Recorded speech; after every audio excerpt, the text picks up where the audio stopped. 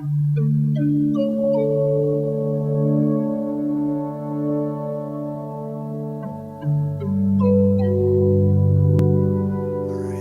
I'm inviting higher energies to help me here speaking. I'll be speaking with my voice, it's me, but I'm inviting the wisdom to come through me. And I invite healing to come to all of us here. That would be a healing session as well.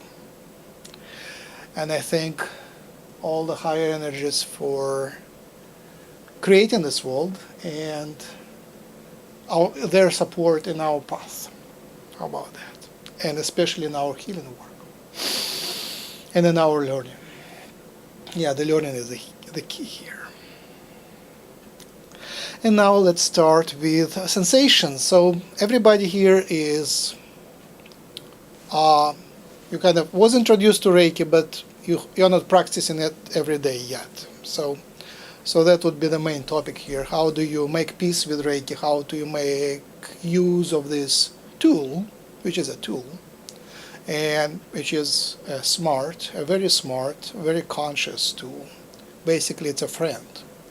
And you invite them, and they do their job very consciously, and they know what they are doing. So you might think of them as Reiki spirits, which they are. So we're doing very shamanic type of work here, or very spiritual type of work. Spiritual meaning we work with spirits. That is it. That's the definition. We work with spiritual energy. So how does it feel? It feels to me very physically. Very physically. I have this spiritual understanding of it, which comes different, and there is a physical part of it, which comes very physically. So when I do Reiki, it feels like zit, zit, right here in the fingers, usually that part, it just starts vibrating like that frequency of the car on idle, like very low. Oh, very, very much so. And also there is that feeling. That's like when you scan for a chakra, and sometimes the chakra is like a fountain on a person. If the person lays on the Reiki table and you just scan, and sometimes if I scan just with one hand, it doesn't come well. So when I bring another hand in that position, I don't know why, but after a few scans, you kind of tune into their field and you feel it way better. And it feels like a little blow. When I do it outside, and if the wind blowing, I'm confused because I can't tell apart the Reiki from non-Reiki, from the wind. It's so slight, so how do you call it? So little, so slight. Subtle, yeah, that's the word. All right, another feeling of Reiki is a Reiki state. When you're on a Reiki bed, when somebody is doing Reiki on that, or when you do Reiki on yourself and you go in a meditation, it is a Reiki state. I don't know if anybody defined it, but I just call it Reiki state because I don't know a better name, but I think it's pretty good. It's kind of, a part of Reiki is its assisted meditation. We hold hands onto you, on a patient and on a client, and help them to go into that Reiki state. And that is, sometimes you're still here, but you're kind of a little bit spaced out, and sometimes you're completely there. You just leave, you go on a trip, and then you come back. For me, typically, a good Reiki session is when I go on a trip very soon, I come back halfway through, and the rest of the Reiki session I'm here. I don't know why, but that's how it happens. So part of the time I'm very conscious, and part of the time I'm asleep, I'm even snoring. And people say, "Oh, he's snoring," and I say, "Yeah, I'm snoring, but I'm somewhere else." And also in this Reiki state, you get a little paralyzed, a little stiff. And I always warn clients, welcome this paralysis. It means you're really doing a good job, you're getting there. You're leaving this body, the body is here and you're not, so that's why you can't move it, because you're in a different dimension, you're shifted, and usually you shift up. So if our dimension is number 3, you're 3.5 or 3.9, somewhere there, or maybe 10, or all dimensions together. I will talk about dimensions later. So So when you come back from this Reiki state, take your time.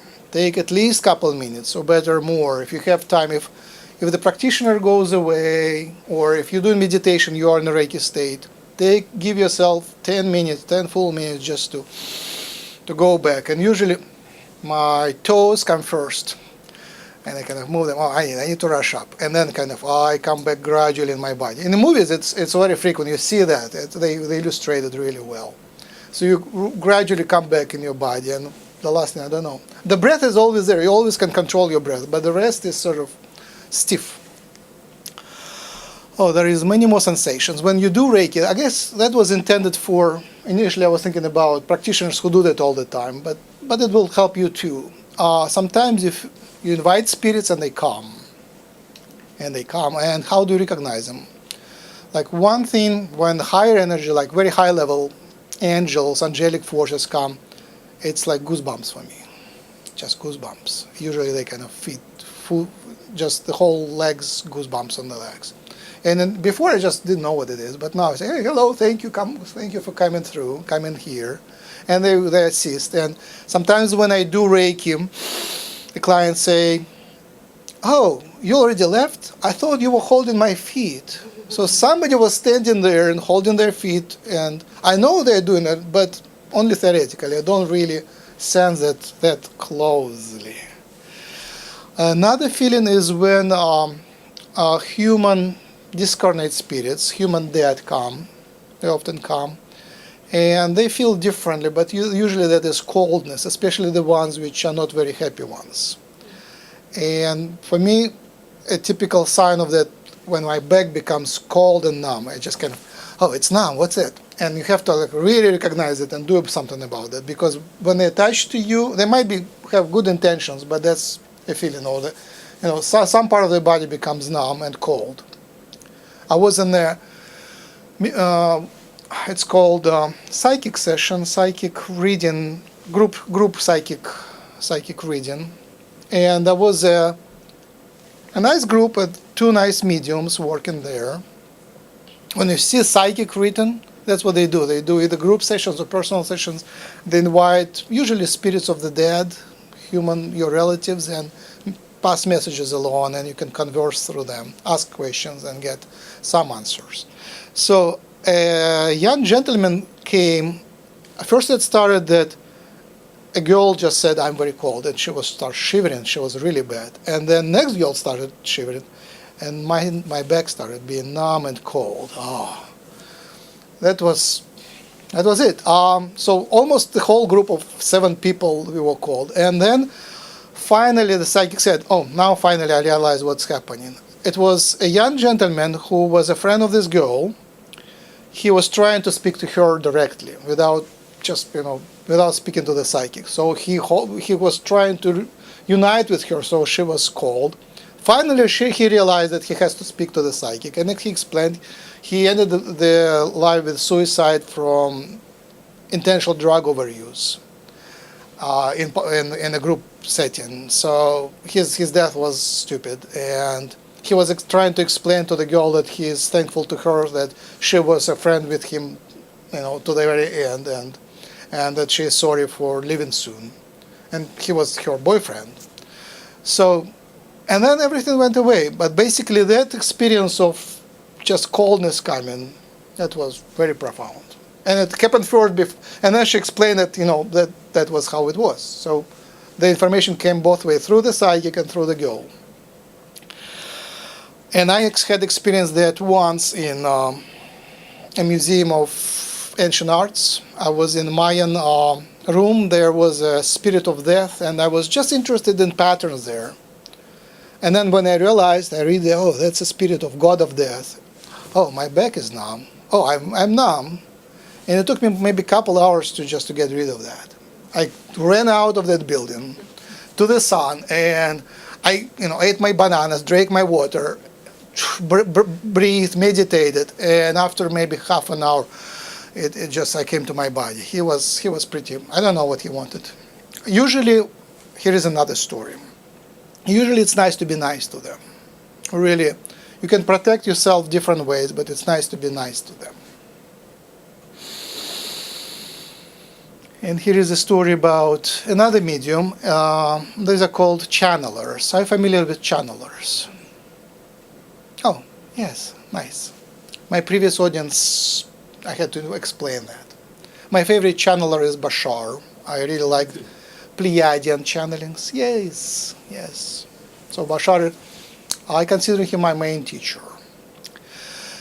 And I recently started channeling. I'm intentionally not channeling now. Actually, I'm not channeling fully. I'm bringing the energies, but I'm myself here yet. So my friend started channeling when he was doing Reiki on me. He said, somebody wants to speak to you. I said, yeah, I know. And do you want to hear? Of course. And we started conversing. And I recorded it and put it on YouTube after a while when it became real. So we now have weekly YouTube postings, and I ask all the questions I could about the universe, healing, Reiki, the God. And whatever level of beings I meet, I ask, what's above you? What's your God? And another question which makes some of the spirits upset when I ask, are you digital? Are you a program? And is God digital? Is God a program? And some of them say yes, and some of them say it's not appropriate. It's not an appropriate question. Even if it is, it's not an appropriate question. Obviously, the level of complexity of the spirit world is way more advanced than the level of complexity here. So, coming back to the idea of protection and forgiveness. Once my friend Jim, who is a channeler now, he was on a Reiki bed, and a bad spirit came into him. He just entered. And it was a bad alien that, it's not bad, but angry alien. How about that? Angry alien. He cursed in some strange language which reminded some of the Middle Eastern languages. And I didn't know what to do. Like, somebody entered my friend, how do I get it out? Right? And I said, I don't understand, please speak English. I don't understand what you want. But he was angry and just cursed and was clearly unhappy about the whole experience. And finally he switched to English and said, I'm an alien, I'm stuck here on Earth, and I hate everybody. And then I had a musical instrument. I started playing musical instrument. And I tried to play nicely to him. I said, I will play for you. And after a while, he kind of softened, and Jim started coughing, and he left. And Jim said that that spirit said that it reminded him something forgotten, something gentle and forgotten. And he asked Jim to cough him out. And he coughed him out. And here is a nice transition to the idea, how do you get rid of bad stuff? Cough it out, right? Cough it out. Obviously, you just can ask it to leave. You don't have to do any physical things, but coughing out is very natural, right? Like, life starts with a breath. I know the soul is in a baby in a womb, even before the birth. So the baby is not breathing, but there is still a soul. But I assume a part of the soul comes with the first breath, and then more parts come later. So breath is important. When you breathe, you meditate, you control your breathing. It is important. I think when you cough, especially if you have heart pains, coughing stimulates the heart as well. And coughing kind of lets some of the energies go out. When you do Reiki, blowing is also very handy. Some of the traditions include blowing, including the initiation into Reiki. When you take Reiki class, maybe you don't know what the teacher is doing, but part of that is to blow into you certain things. And other ways of clearing out things are also good. Like working out is good, especially if you do it with intention. Walking is great. Walking on the shoreline, on the water line, on the beach is terrific, especially if it's clean. There are three phases come together: the water, the sand, and the air come together. And when you walk through it consciously, that's a great way of releasing. Hugging the tree is very healing. And recently I discovered a new way to interact with the trees. Like you find a tree and you kind of just imagine yourself to be a cat and you massage your back. That's amazing. That works great. Now I guess I will be the first one to pronounce conscious excretions, conscious peeing and pooping. If you want to get rid of dark energies, how about that? Any physical activity, conscious eating obviously, releasing those. Dancing, especially ritual dancing. If you just turn on the music and dance to the music, that is a great way to release. And all of that is actually there, how Bashar says, permission slip to release. You can do any release without any movements. So any activity can be done as a ritual. Imagine yourself being a god walking in a human body. The soul comes here to experience. It's not that the human has a soul, it's the soul has a human experience. There is a big tree of life, which is all the souls together. And we are leaves on that tree, or berries on that tree, vortexes. Each one of us has a unique signature, unique pattern. It starts small, but it grows. And with reincarnations, we get a signature pattern.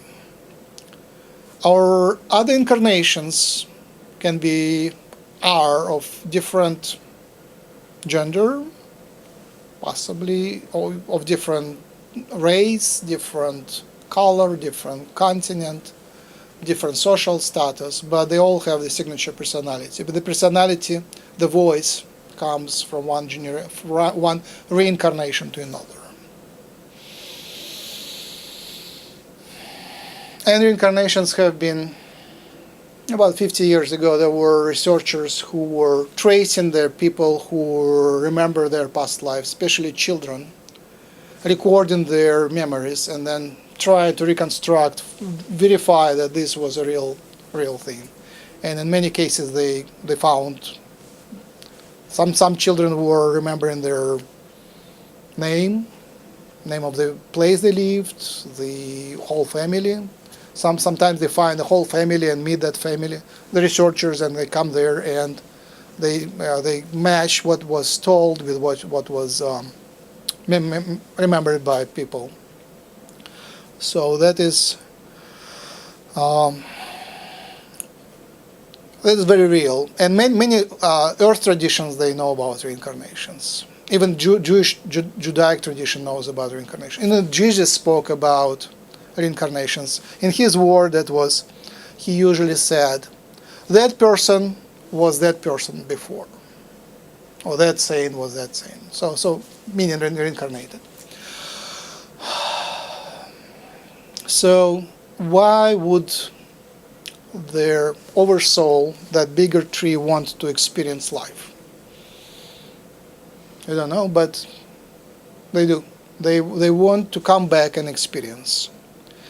They come to all different levels of creation, including our reality, and come here with a contract. Usually, the oversoul wants to learn something, has an idea what it wants to learn, and it invites a soul to volunteer for the experience, to match the opportunity to be born with the soul. And the soul basically gets a simple contract where it picks the topics, what lessons to take in this life. And beginner souls take very simple lessons, like just to learn how to survive here, for example. who learn the beauty, experience something. And very beginner souls, they pick very short lessons, to be born and die. These are usually beginner souls. They still experience the physical reality, just very briefly. And more advanced souls, they learn how to experience love, serve, these sort of things. And even more advanced souls go into more sophisticated things, how to do more advanced things like organize people, serve in tough conditions, to rebalance your past life traumas. It's very often the case. Sometimes all these goals are combined. Usually in the beginning of the life it is planned that the soul goes through tough times so it becomes stronger. So later in the life it could do something significant. Now these days the world is changing very much.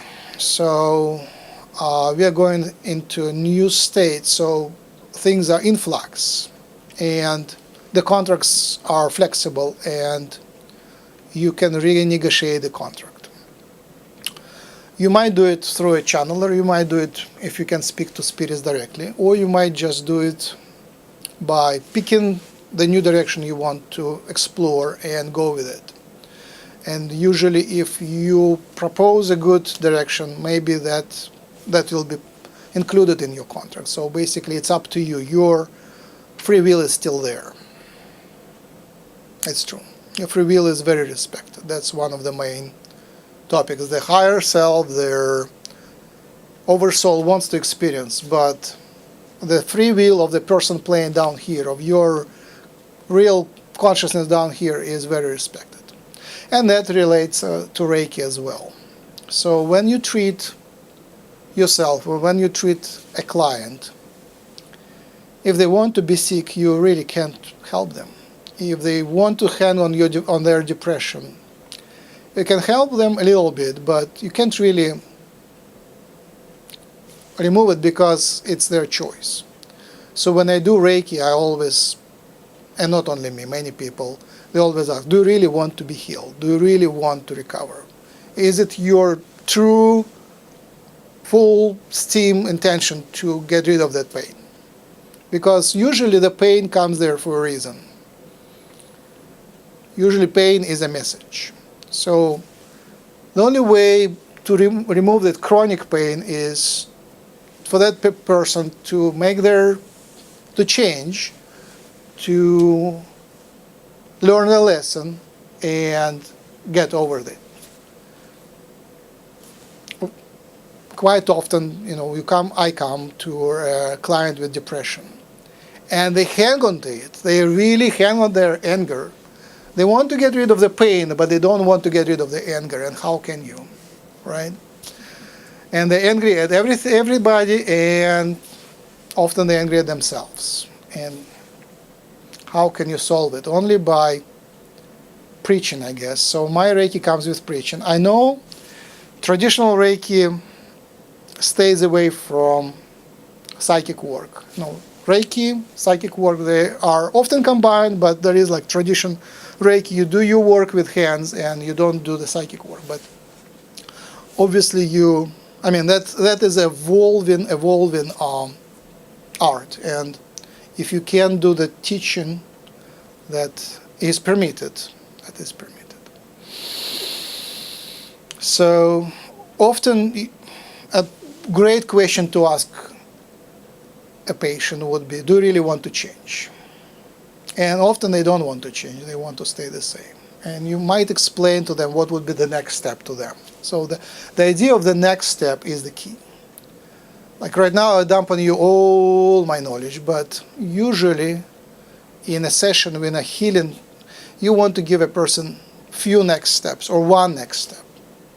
What would be for you the next step in your discovery? Because everybody is on different path. And sometimes I find myself giving Reiki to people who are way more advanced spiritually than I am. I'm on a certain level. They are way out there. And often I preach to people who are way out there, and what I preach to them, how to ground themselves, how to be here, right?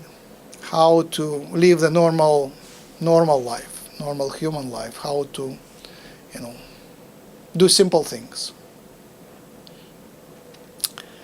I don't know, somehow a thought about obesity came to my mind. I don't know how this is connected, but I guess for many people, next step is to solve their obesity problem. Obesity. One thing I always say, because it is true, the first thing I say, how much TV are you watching? And usually they say, oh, way more than I should. And how is obesity related to television? How? You eat while you watch TV and you don't. Oh, I didn't know. I don't watch TV, so I didn't know that. Okay. Anything else? Oh, yes. For me, it's the main thing is there is the poisoning of the body with information, with negativity.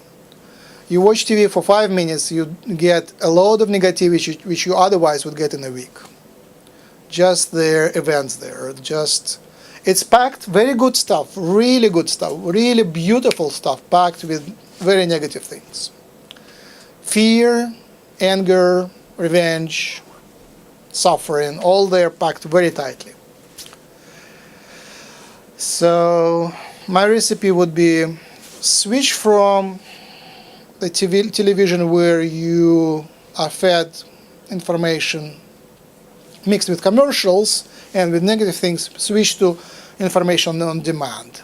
Like Amazon Prime gives movies on demand. YouTube is free things on demand. Their Netflix. So when you control what you watch, at least turn the sound off when there is commercial. I mean, that gives so much more, cleanliness. It purifies much more.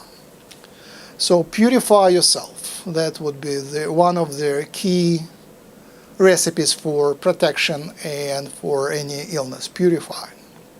So control what you watch, filter what you watch. So that negative information combines with food and gets stuck. The whole Reiki idea is there is a physical body, there is a etheric body, and there are other bodies beyond. The whole connection to the tree of life.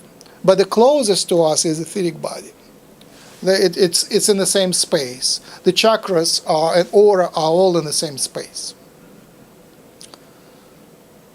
There was a joke about a yogi who arrived on airport and was sitting on the ground meditating, and people asked, what are you doing? I'm waiting for my soul to catch up. Right? And the same thing, don't drive faster than your soul drives, right? Or don't drive faster than your soul. So it's in the same physical space, but there are other bodies. Emotional body. I don't know if it has shape, but it certainly has a property of fluid. It has inertia. Emotional is often inertial. We think fast, but emotions go slower, especially cooling down is slow. Controlling emotion, playing with emotions is an art, lifelong art. Coming back to negative energy. So that negative thing, you picked it up from elsewhere, you combine it with food, and it's stuck in your belly and other parts. Your dominant chakra. So there are chakras from 1st to 7 and up. And I assume there are chakras down, there are chakras on joints and everywhere else. But the main chakras are 7 chakras. And there is even mainstream research where people divide, just by measurements, people are divided by the ones which have bigger, that part, first chakra part, bigger second chakra part, bigger third, bigger heart chakra. So basically by the shape of the person you might actually say how active their chakras are, what is their dominant chakra. dominant chakra, because they just grow better on that chakra. Right? So the first one is grounding. And if the person is wide here, it's very grounded. You can see that just by looking at them. Very grounded.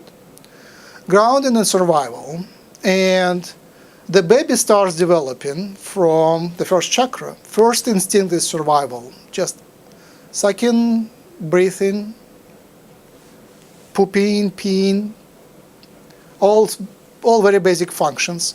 And the birth is also, the first chakra is where you give birth, right? It's the main place there.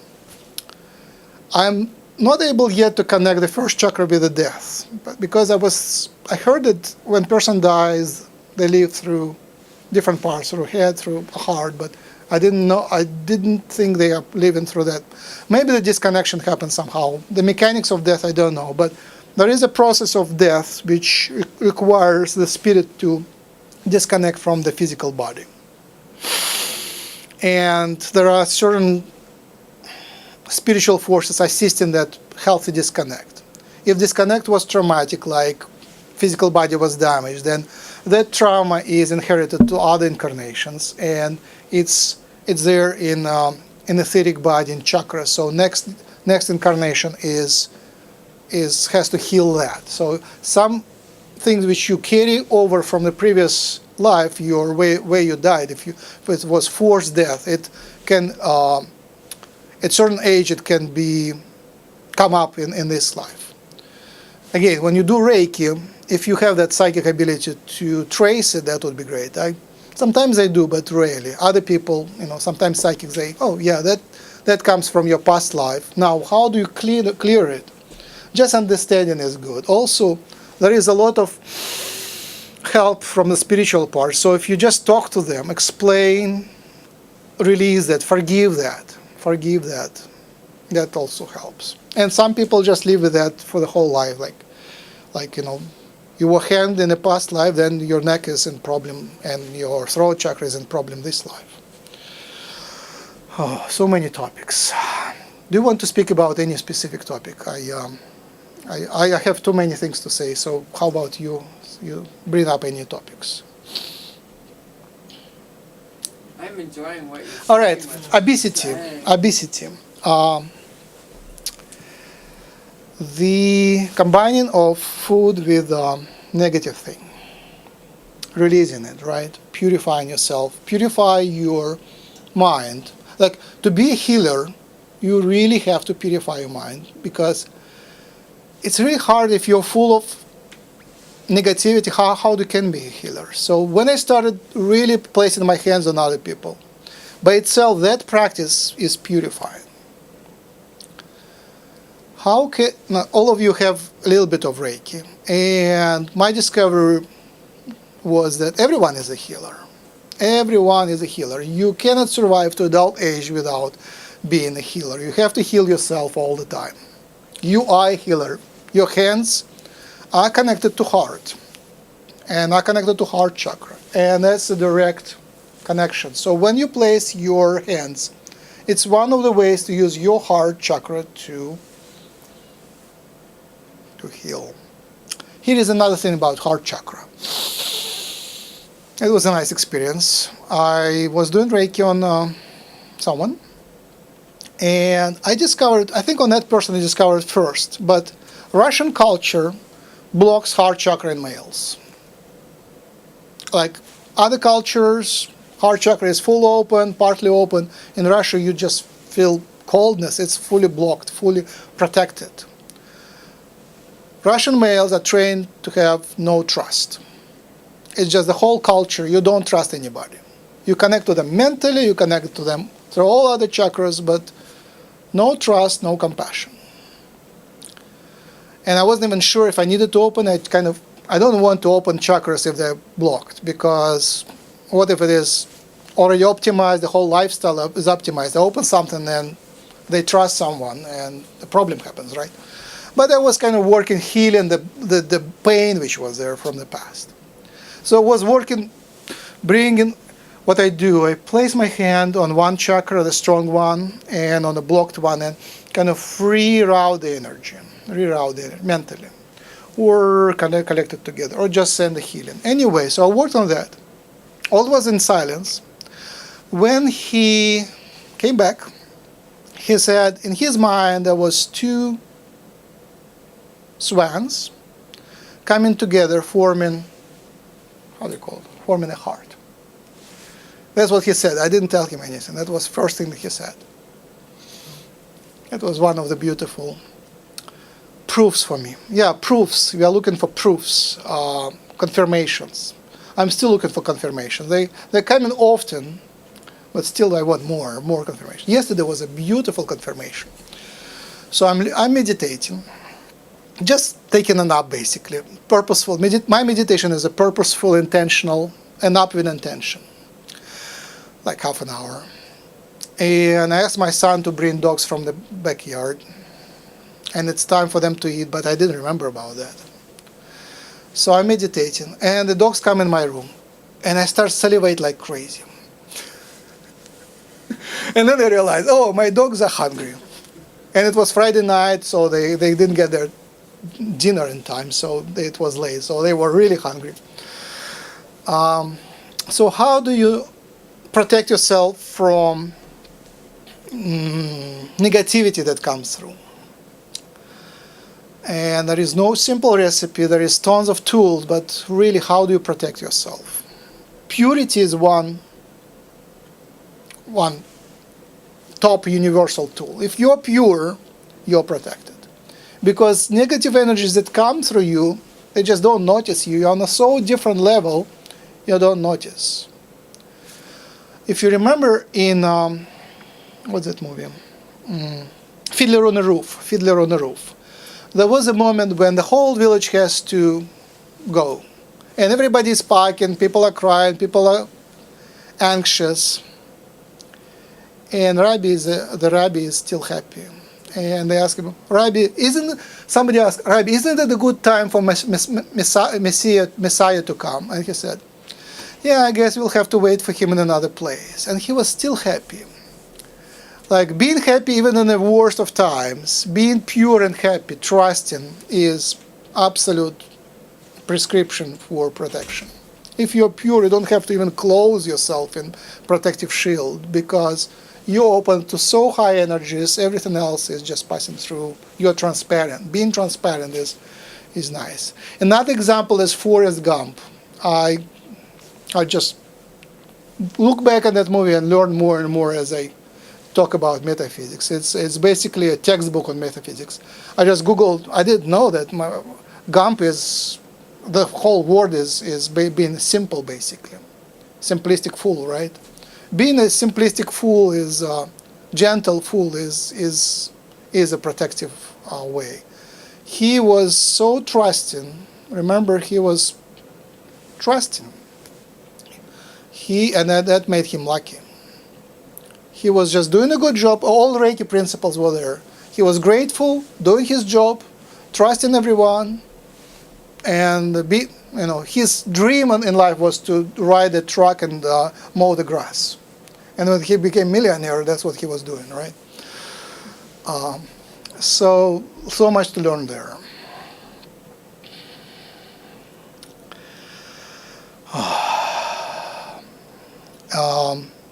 Another thing about obesity is sometimes I don't know if it's true, it's personal, it's different from person to person, but sometimes I feel that one of the reasons young women become obese is that they have so much energy.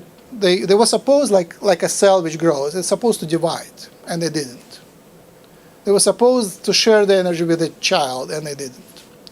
So these contraceptive things, the culture of not having children, makes them so big, so they sick and die sooner. If they were given birth, maybe they would live longer. So of course it's personal, and of course if you don't have a husband and you don't have resources, having a child maybe is not practical, but in some cases it's borderline. And they choose. And what people choose is just, I'm judgmental here, what people choose. Vanity, yeah, vanity, vanity. Yeah, things are, is it the right word, vain? Things are vain. People's interests are somewhat vain to me. I'm happy that, like, recently I was driving around and the whole Chicago was crazy, something was happening, some sports event, people were jumping out of the cars, dancing on the streets. And I was happy that people were united because of very benign reason. It wasn't hatred, it wasn't revenge, not huge hatred, not huge revenge. It was something more or less peaceful. So uniting is good. Uniting is good. But yeah, then we comes to Bashar's idea of highest excitement, right? So his recipe to everything is follow your highest excitement. You have no idea what is in store for you. So follow your highest excitement anytime, no matter what. You have many choices, and you're forced to make these choices. The whole life is forcing us to make choices every moment. So pick the ones that feels better, which serves higher purpose, highest purpose. What you can do, which is, in your opinion, is highest that you can achieve, that you can serve, that you can do, highest excitement. And it can change from minute to minute, from day to day. But that inner feeling, if you listen to your soul, it kind of drives you in a certain direction.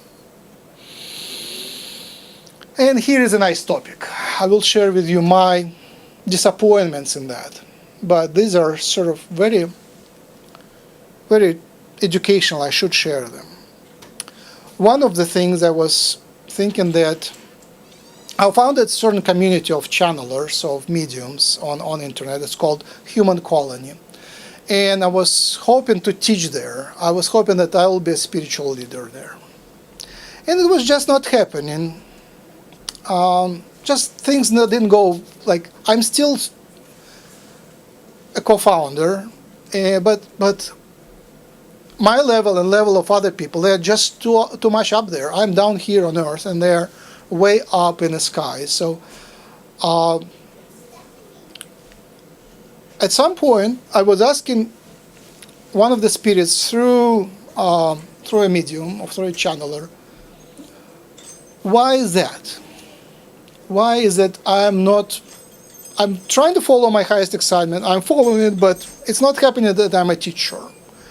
I'm more like, yeah, that was a dream that I had. I had a dream right before that conversation that I was invited. It was a big council of the galaxy. I was invited there, and I was preparing my speech.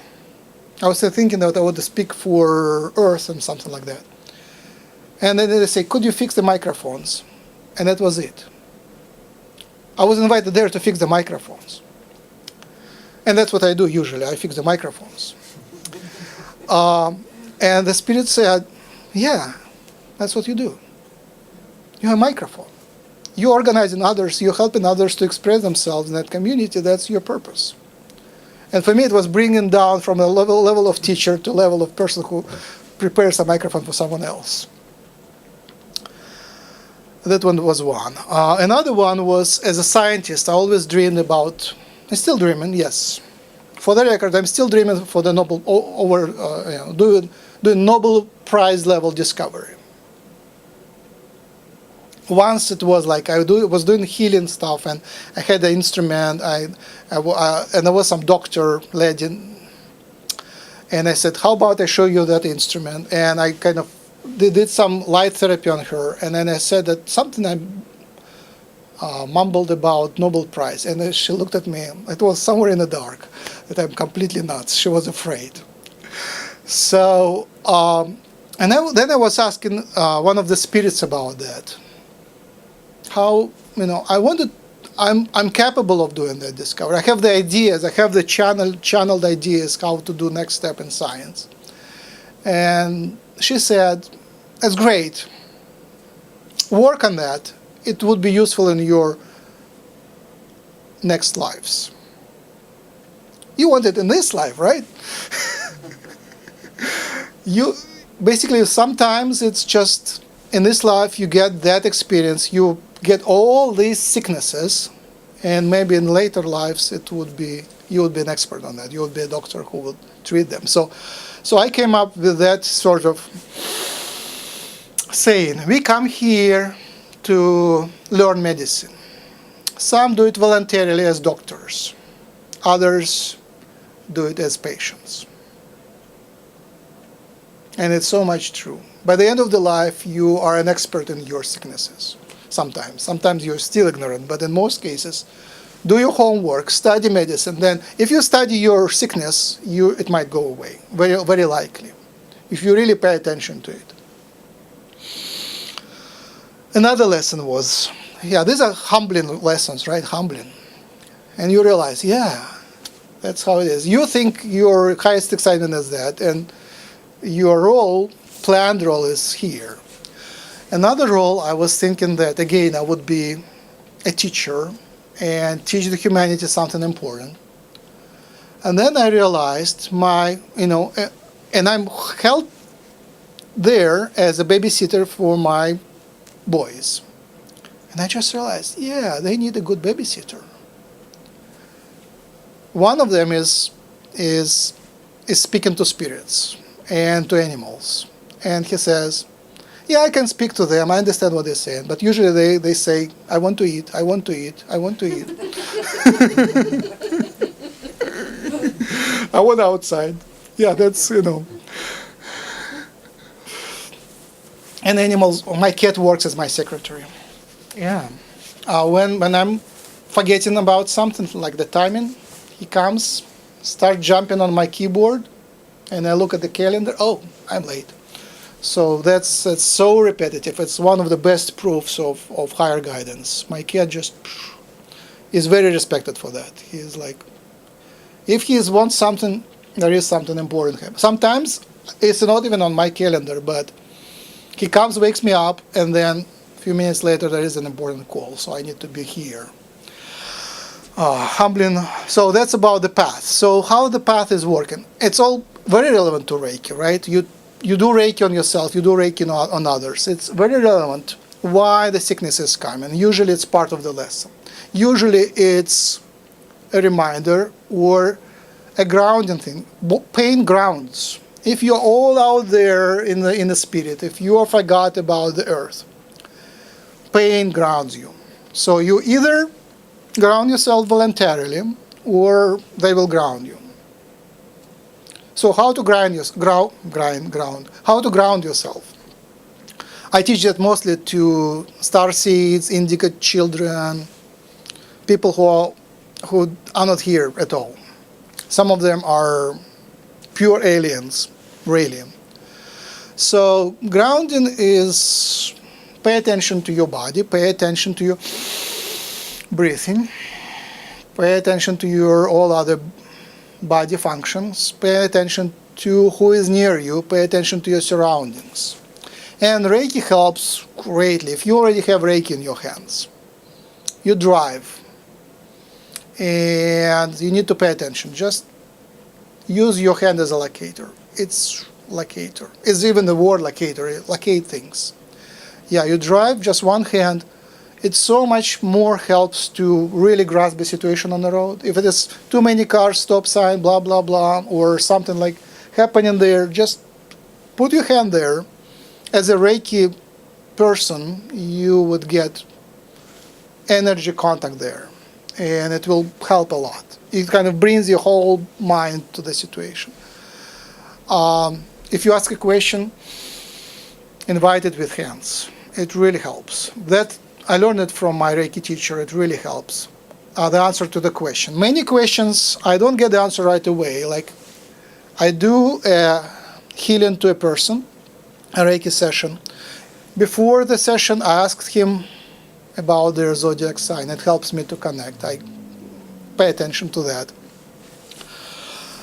And also about what physical problems they have, what other problems they have. And while I'm doing the session, I kind of ask that question to my friends above.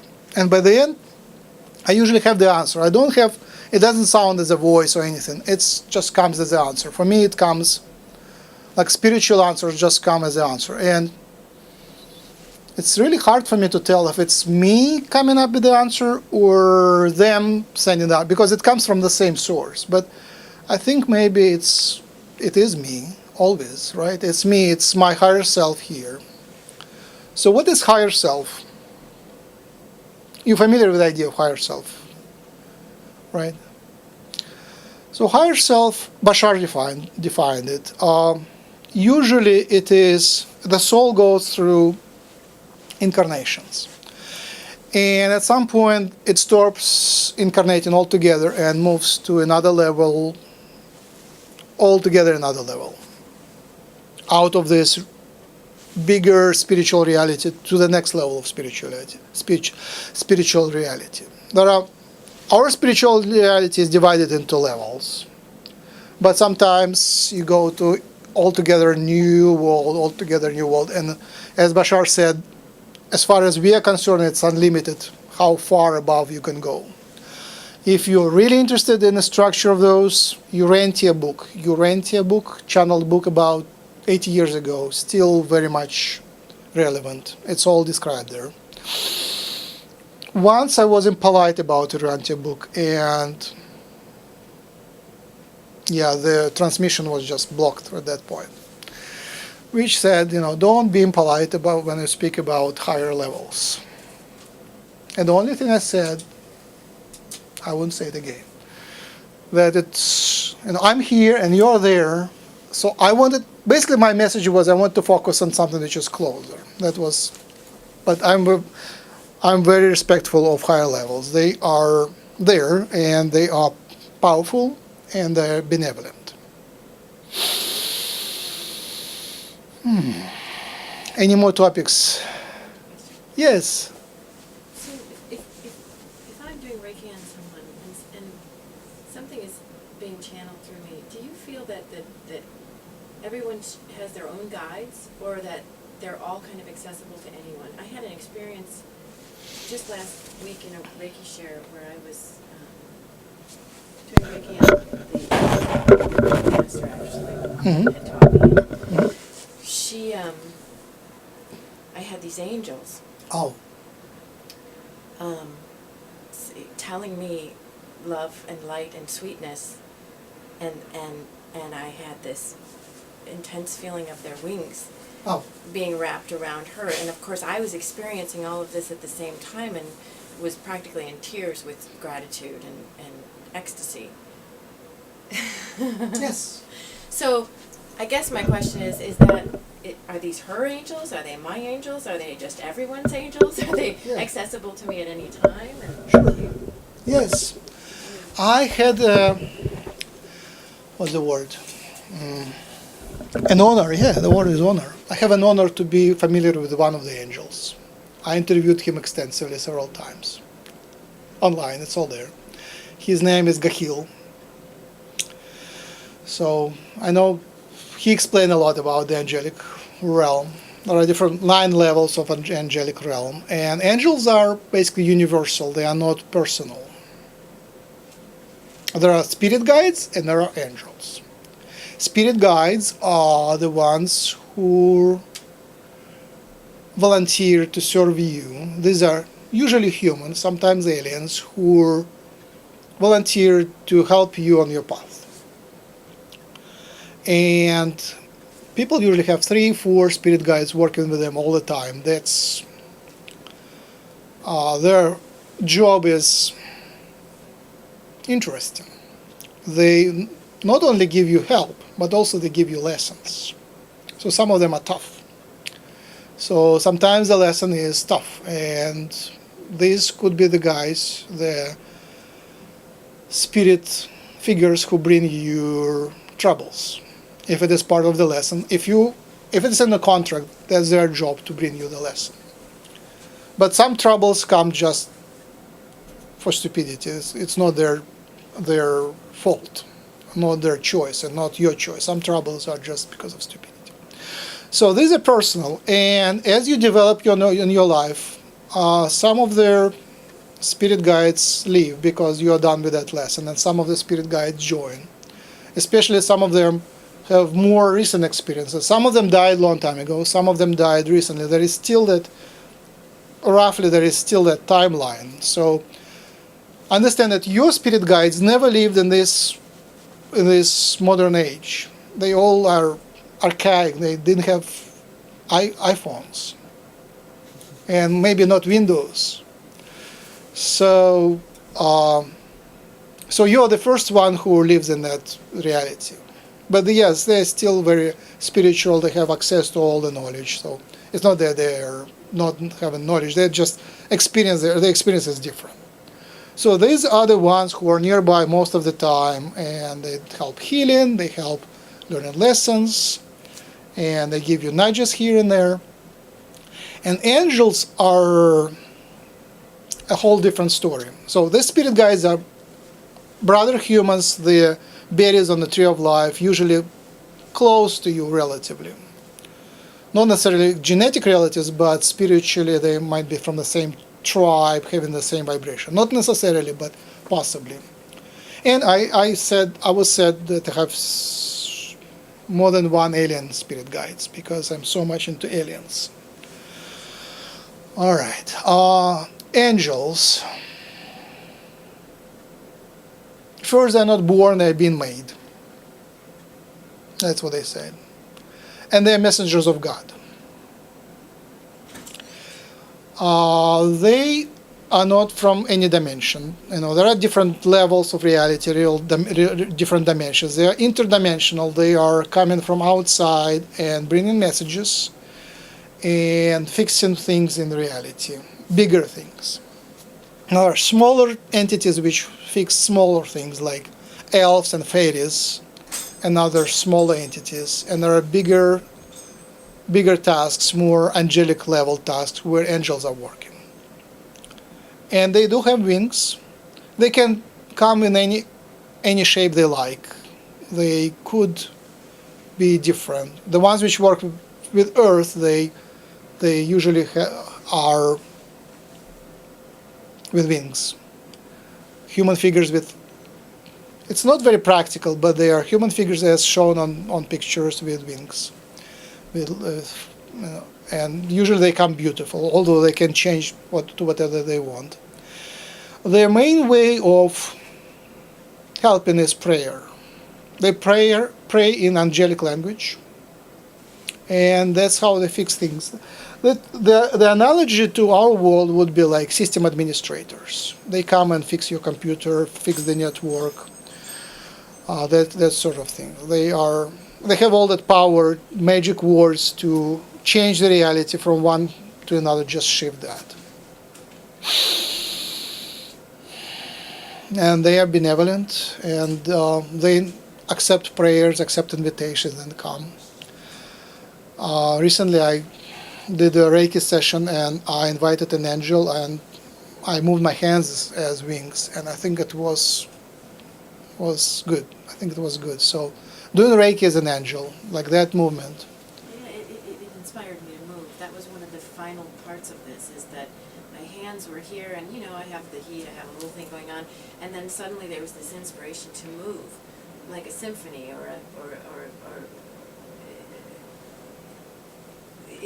I needed to move.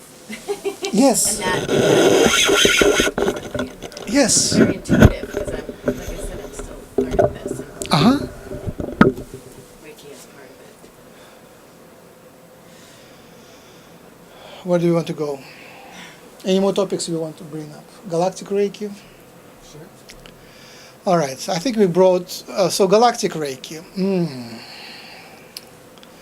Stars. My favorite ones are Pleiades and Lyrans, and Lyra is a constellation, and Arcturians and Yael. When I was 16, I just walked on the street, and I was sort of in love. I was certainly in love. I sort of was inspired. And I looked at the sky, and I picked I think it was a choice. I picked that I'm from Pleiades. And then later, when they came and say that you are ours by vibration, I was kind of suspicious, because for me it was more a choice than a fact. And as I say, everybody is a healer now. I just realized everybody is a starseed. Everybody is from out there.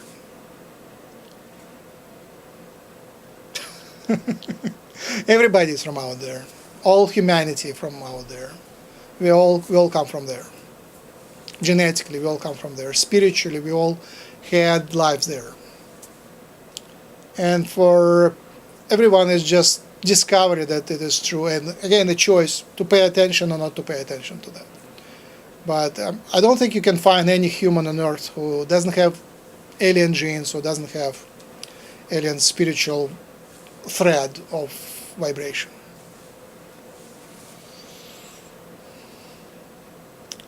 Where do you want to go from here?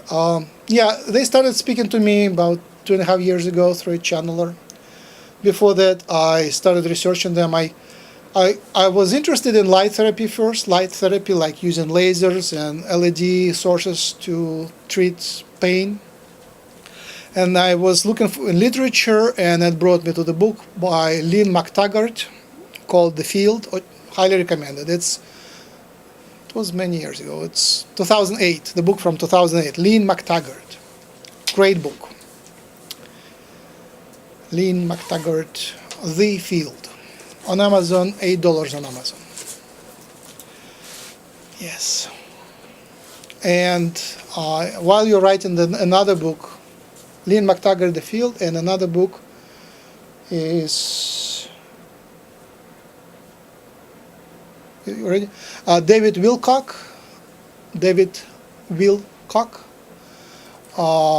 Source Field Investigations. That's a bigger one. The Field is small and sweet. Source Field Investigations is the bigger one. Both are great. Both are nice. Mm-hmm. Do you need paper? No, that's good, thanks. Oh, wonderful. Thank you. What a nice learned audience. Thank you for paying attention and accepting it. So The Field basically she's a journalist, and the style is investigative journalism, and she interviewed the key figures. Half of the figures were my favorite scientists who study spiritual phenomena from their scientific perspective, like Dean Radin,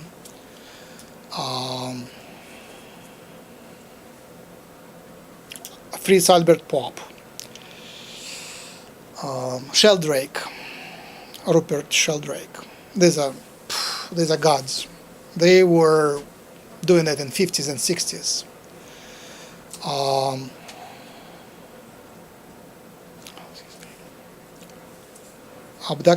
Alien abductions. Couple of scientists, I'm blanking now, I'm kind of in different wavelength, but a couple of scientists studied alien abductions, just interviewing thousands of alien abductees.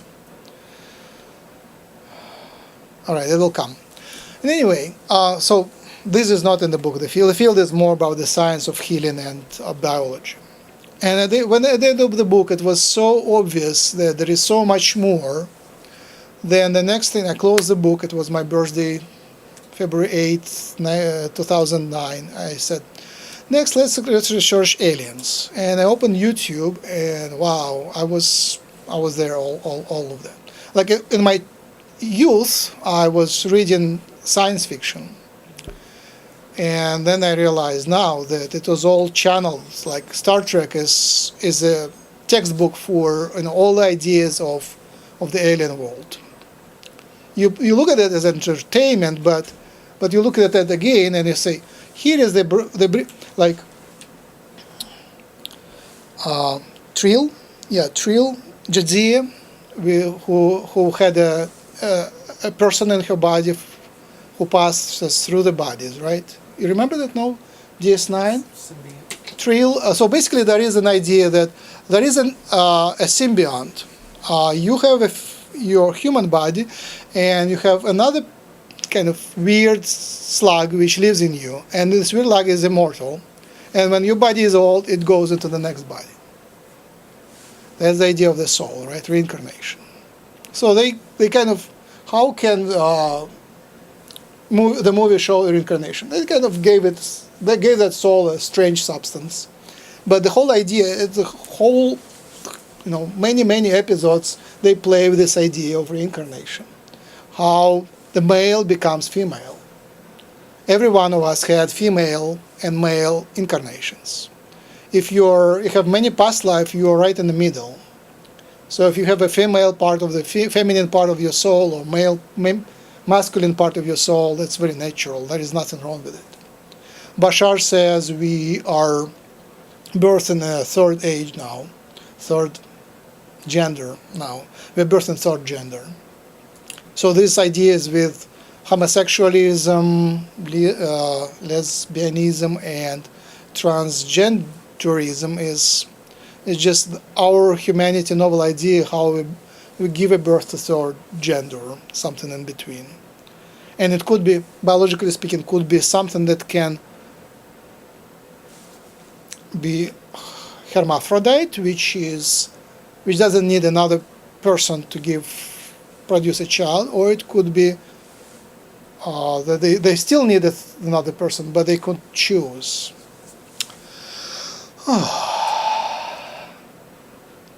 Yeah, there is a whole topic of sexuality and metaphysics of sexuality.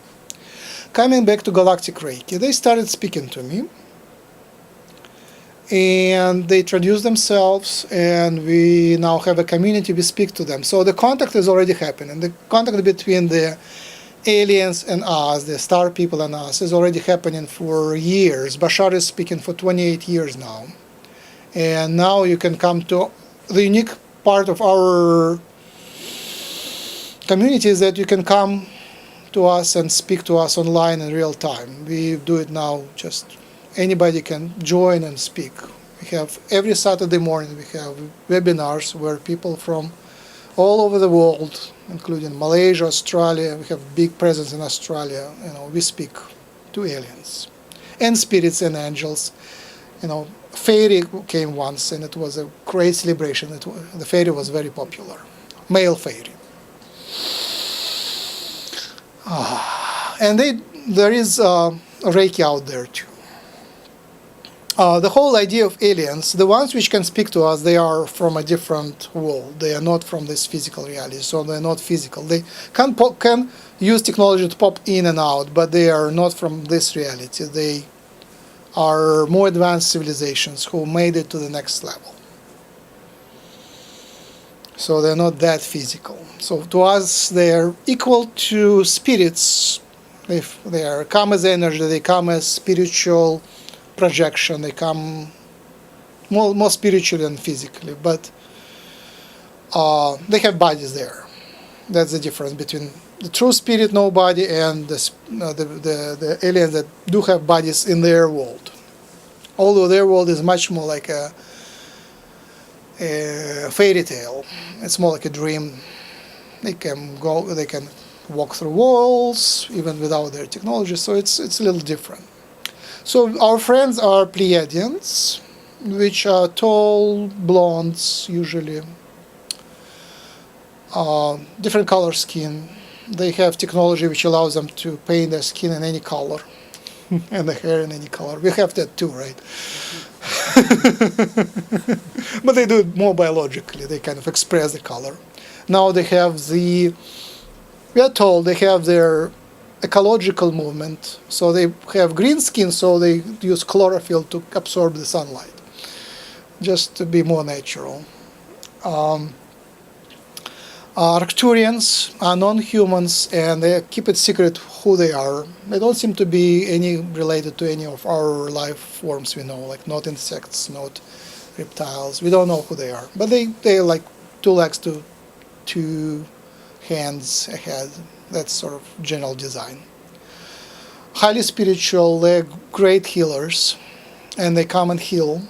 Lyrans, more like a hybrid between Klingons and people from, what's that word? Oh gosh, forgot it. The movie about the cat people, I forgot. The modern animation about cat people, cat, Avatar. Yeah, Avatar.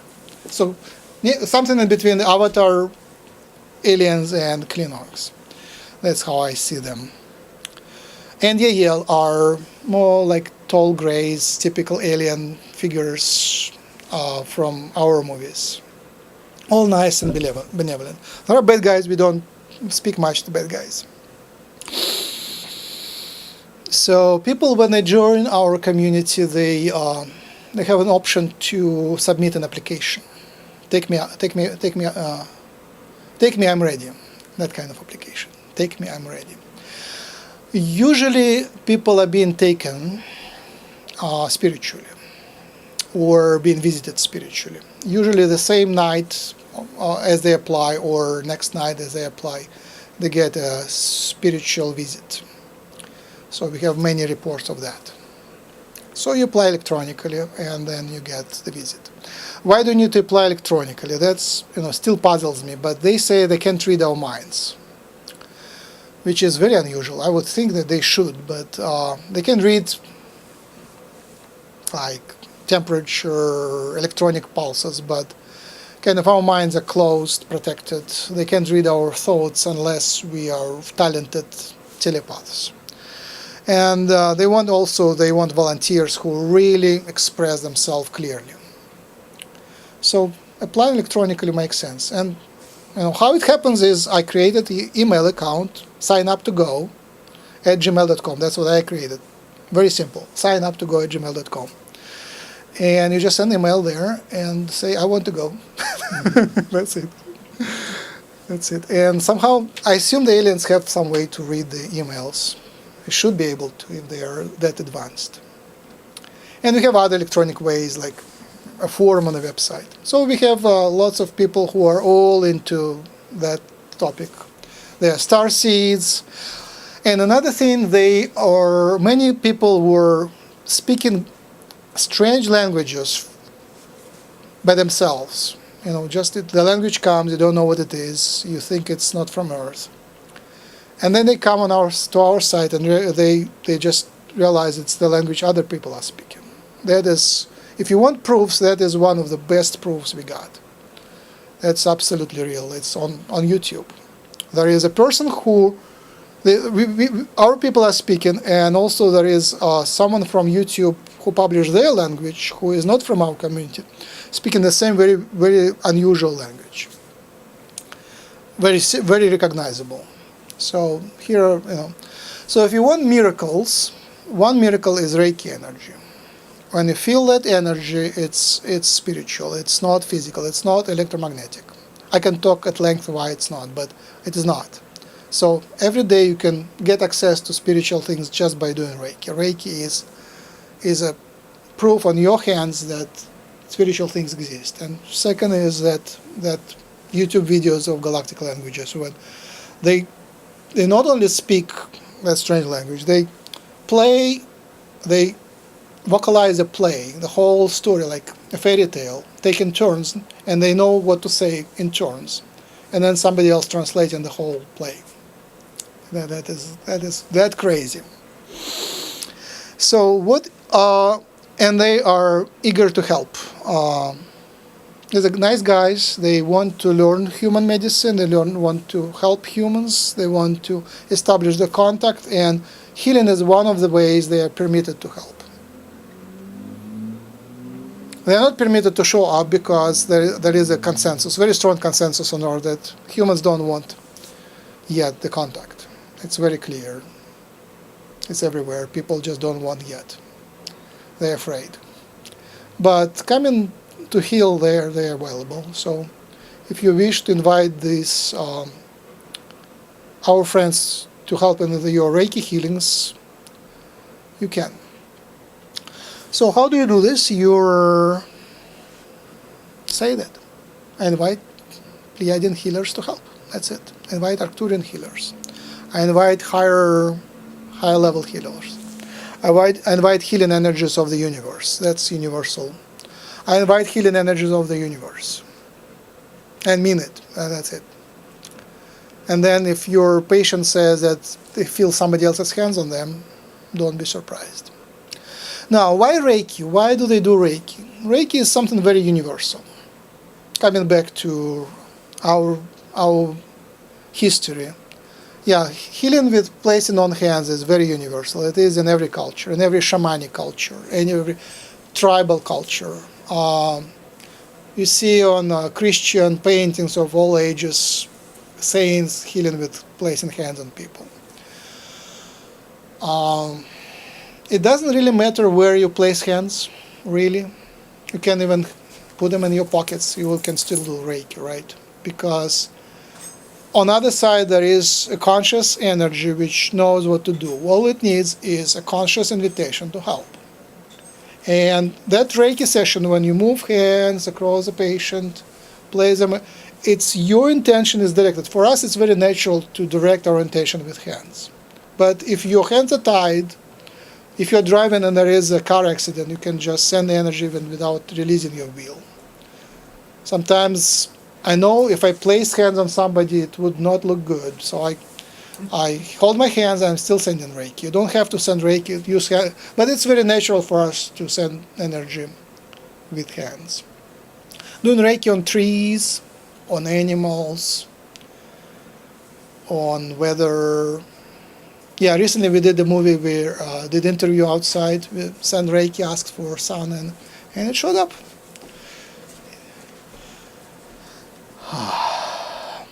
Yeah, why Reiki? So traditionally, it's universal. It comes from universe, right? It's there by design. It was rediscovered many times.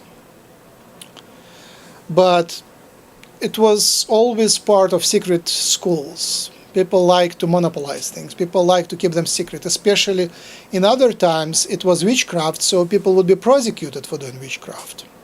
It stopped being witchcraft maybe a few years ago. It's like, if you look at the history, doing healing with hands, it's rare when people would accept it, even 50 years ago. It's rare. Hippies did it, but they were prosecuted. Before hippies, it was witchcraft.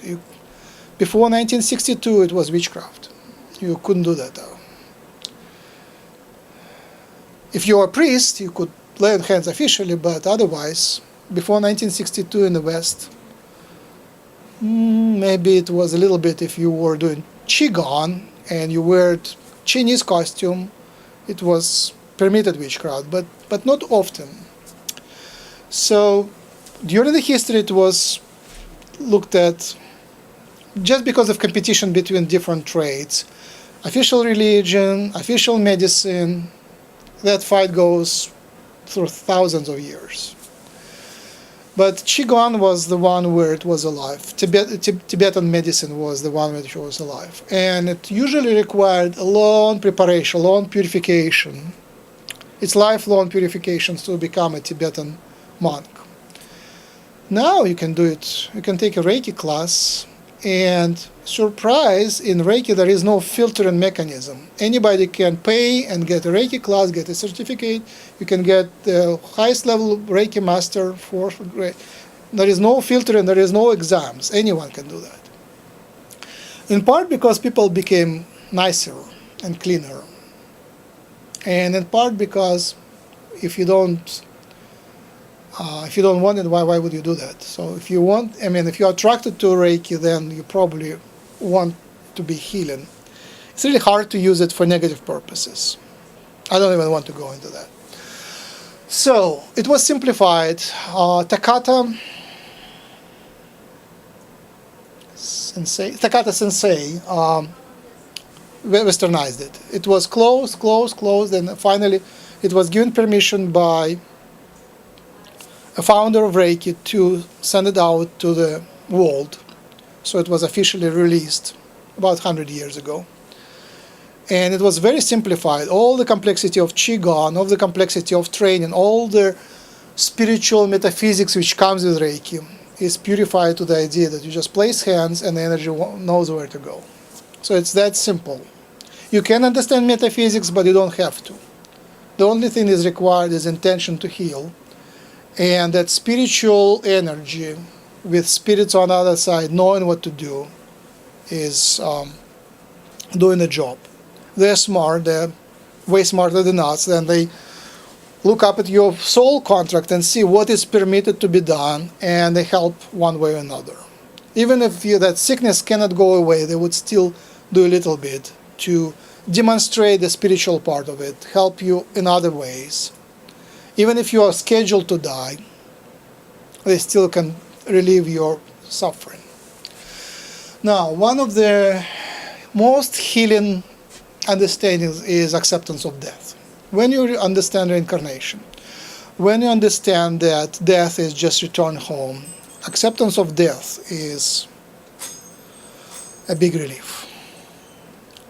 And sometimes it's very theoretical and sometimes it's very practical. For me, it was just recently, the past, I can't even possibly pinpoint a date. It was for me just to accept my own death. I just said, oh, I really accept it. If it comes, okay, I really can die. I mean, there are things to do, there are things to take care of, but just accepting that fact for real, emotionally, that it's okay, I can handle that. That was a nice life. I might have another continuation, but if it happens, oh well, whatever. So whatever is my main mantra that I teach. Whatever. Whatever, I love you anyway, whatever. No matter what is just another version of it. I will achieve it no matter what is another way of saying whatever. You make a choice and then whatever happens. So teaching your clients, accepting death for yourself, teaching your clients, realizing that it's all a game. It's a serious game, and Reiki is just one of the ways to cheat in this game, and a positive way to cheat. Basically, using spiritual tricks in this material world is a way of cheating. There is a Matrix. Yeah, the movie Matrix. Everybody watched it, right? No? Check it out. The Matrix. It's the idea is that it's all a program, computer program.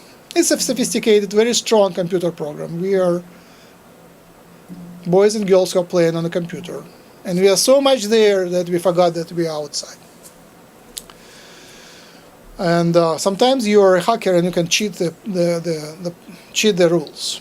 And Reiki is one of the honored way to cheat the rules. You can use spiritual energy to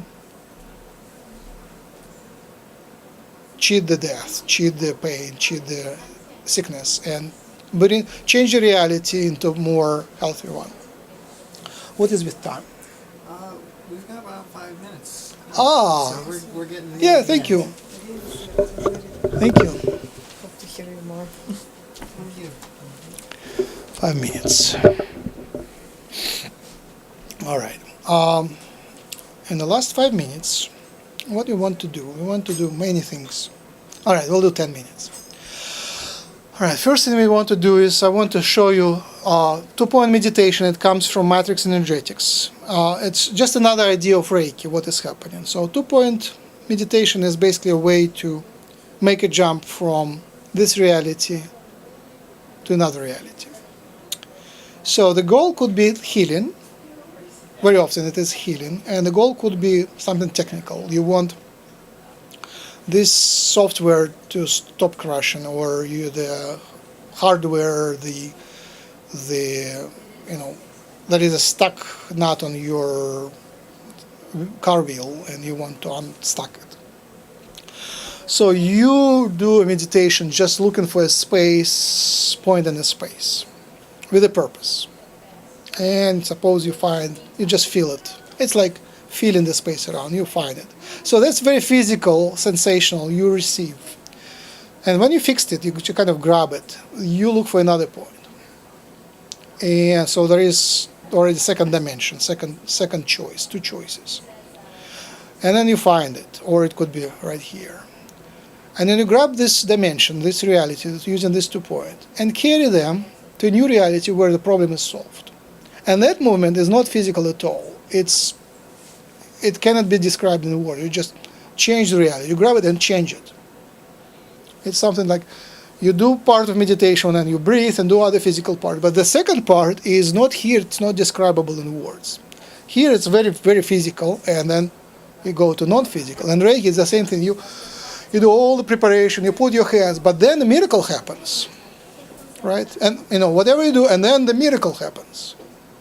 You can't describe it other than a miracle. So that's just another illustration that the Reiki is a miracle, and I can talk in length about the structure of the miracle, but that's still a miracle. And when you go to the other dimensions and come back after you're dreaming, sometimes you can't really translate it to this language. So the dreams we remember are poor translation of the things.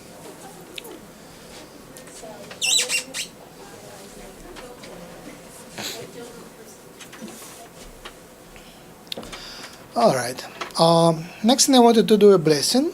And after the blessing, if you are interested, I can do a very tiny energy work on you to introduce you to my friends. My friends are, as I mentioned, Pleiadians, Arcturians, Yael, Lyrans, angels, and others. I cannot name them, but they're also friends. Very nice ones. I don't work with anyone not nice. So who wants that little initiation? Oh, thank you. Thank you. So I will come to you and I'll just hold hands like that, from front or back. From you from the front, for you from the back. And before that, I wish I did the music. I want the music. Give me a second, I will make you a little. Oh, it will be surprise music. I don't really know which one it will be, but it will be something. Whatever comes. It should be something good. All right, I'll do a blessing and music. All right, I bless you all. I thank you for being part of this co-creation. I bless your mind, physical one. I bless your physical personality. I bless your character right here, right now. I bless your health and your strength. I'm proud that you made it to this point. I congratulate you, you made it to this point. Be here, enjoy it. Believe. Believe in yourself. Trust yourself. Trust your guides. Trust your choice to be here and move from here. And trust your ability to make choices. You're here to make choices, and we respect you for being here and making choices. Don't be afraid of your mistakes. Don't be pulled down by your mistakes. Forgive yourself for mistakes. They're here by your predetermined choice. They're here by design. That's the world where mistakes are permitted. You're not punished for any mistakes. For not making choices, you might be sorry later, but for making choices and making mistakes, you will not be sorry. That's what you do. Health is your creation. Create as much health as you can. Create more health than you can. It all can be given. The energy of universe is unlimited. It's up to you how much to take it. How much of it to take. Open your heart and receive as much energy as can fit in your body, and as much energy as can fit in your imagination. Stretch your imagination to take more. It's all yours for taking. Now is the time for the new stage for their Earth. New step in the evolution. It's your choice. There is no bad choice. Choose whatever. But it is an option for you to be part of the change to the good. And to do that, you can do it by yourself. But it is, again, advised. It is your choice. You can choose to do it together. Unite with others. Find people of the same vibration. Find people of the same spirit, of the same idea. People who resonate with you. Find them. Unite with them. And let others who don't resonate with you pass away from your life. Be forgotten. Focus on the ones which are exciting to you. Focus on the ones which bring energy to your life, positive or negative, the ones which help you to learn your lesson. And focus on the ones to which you can bring new lessons, where you can both co-create lessons of highest possible level. Aim to learn lessons of highest possible grade, highest possible class, highest possible level. And we are proud to what you achieved. We are proud of what you will achieve. Time is an illusion, but be practical. And to be practical, believe in miracles. Be practical, believe in miracles. Be practical, expect miracles. Be practical, expect miracles. Thank you and blessings. And Amen. I welcome God in you.